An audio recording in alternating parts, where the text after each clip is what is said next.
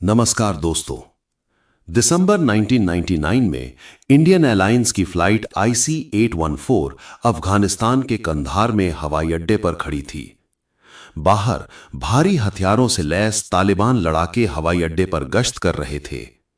Control tower के अंदर भारत के मुख्य वार्ताकार अजीत डोभाल यात्रियों को बचाने की कोशिश कर रहे थे, लेकिन वो पूरी तरह से दुश्मन के इलाके में काम कर रहे थे और ऐसे शासन से घिरे थे जो विमान हाईजैक करने वालों के प्रति खुले तौर पर सहानुभूति रखता था। हालात तेजी से बिगड़ रहे थे। विमान पर कब्जा करने वाले नकाबपोश लोगों ने अपनी आखिरी चेतावनी साफ कर दी थी। या तो भारत उनकी मांगें पूरी करे या वे विमान में सवार 176 यात्रियों को मारना शुरू कर देंगे, एक एक करके। डोभाल के पास कोई फौजी मदद नहीं थी, कोई भी हमलावर टीम तैयार नहीं थी। उन्हें भारतीय नागरिकों की जान बचाने के लिए पूरी तरह से कमजोर स्थिति में रहकर बातचीत करनी पड़ी। बंधकों की जान बचाने के लिए भारत सरकार को आखिरकार उनकी मांगें माननी पड़ीं। यात्रियों की आजादी की कीमत थी भारत की जेलों से 3 बेहद खतरनाक आतंकवादियों की रिहाई। उनमें से एक था मसूद अजहर, एक आतंकवादी विचारक जिसने आने वाले दशकों में भारत के खिलाफ कुछ सबसे घातक हमलों की साजिश रची। धवल ने बाद में इस संकट के समाधान को एक कूटनीतिक विफलता बताया। उनके लिए कंधार में मिली ये शर्मिंदगी भारत की पूरी तरह से रक्षात्मक और यथास्थिति बनाए रखने वाली सुरक्षा नीति का ही नतीजा थी। जब कोई देश खतरों का जवाब तभी देता है जब वे उसकी सीमाएं पार कर लेते हैं और खतरे के स्रोत पर पलटवार करने से मना कर देता है, तो इससे उसकी कमजोरी जाहिर होती है। इससे और हमलों को न्योता मिलता है और देश अपनी असल भू राजनीतिक ताकत के मुकाबले बहुत कमजोर स्थिति में काम करने को मजबूर हो जाता है। 15 साल बाद 2014 में प्रधानमंत्री नरेंद्र मोदी ने अजीत डोभाल को भारत के 5वें राष्ट्रीय सुरक्षा सलाहकार के तौर पर चुना। डोभाल पहले ऐसे पेशेवर इंटेलिजेंस अधिकारी थे जिन्हें इस पद पर नियुक्त किया गया। वे इस पद पर दशकों का जमीनी अनुभव लेकर आए, जबकि ये पद पारंपरिक रूप से पेशेवर राजनयिकों के पास रहा था। उनका करियर पर्दे के पीछे रहकर बना था।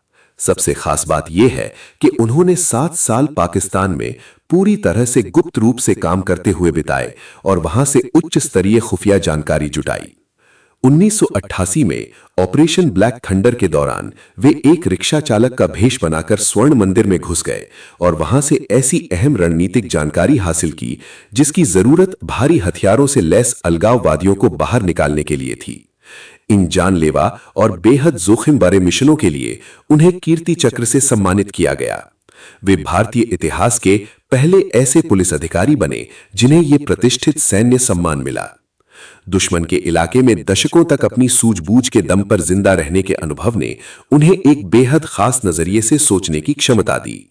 वे जमीनी स्तर पर हिंसा के तौर तरीकों को अच्छी तरह समझते थे और अब वे ठीक उसी पद पर थे जहां से वे उन रणनीतिक सबकों को एक राष्ट्रीय स्तर की बड़ी रणनीति में बदल सकते थे। डोभाल सुरक्षा को किस नजरिए से देखते हैं, सैन्य टकराव के इस स्पेक्ट्रम पर एक नजर डालें। वे किसी भी देश की रणनीतिक विकल्पों को 3 अलग-अलग श्रेणियों में बांटते हैं। पहली श्रेणी है पूरी तरह से रक्षात्मक मुद्रा। इसमें आप दुश्मन के अपनी सीमा में आकर हमले करने का इंतजार करते हैं और हमले के असर को झेलने के लिए पूरी तरह से सुरक्षा कवच और घेराबंदी पर निर्भर रहते हैं। इसके ठीक विपरीत दूसरी श्रेणी है आक्रामक मुद्रा।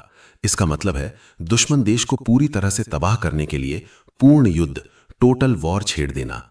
लेकिन 2 परमाणु शक्ति संपन्न प्रतिद्वंदी देशों के बीच इस विकल्प को चुनने में बड़े पैमाने पर तबाही का ऐसा जोखिम छिपा होता है जिसे किसी भी कीमत पर स्वीकार नहीं किया जा सकता।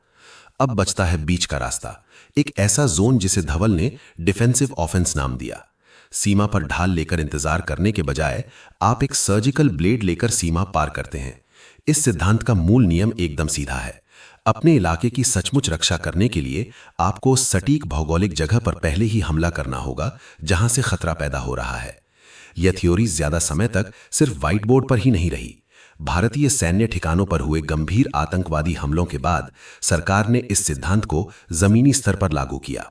2016 में भारतीय स्पेशल फोर्सेस ने लाइन ऑफ कंट्रोल पार की और एक सुनियोजित सर्जिकल स्ट्राइक में आतंकवादियों के कई लॉन्च पैड्स को तबाह कर दिया।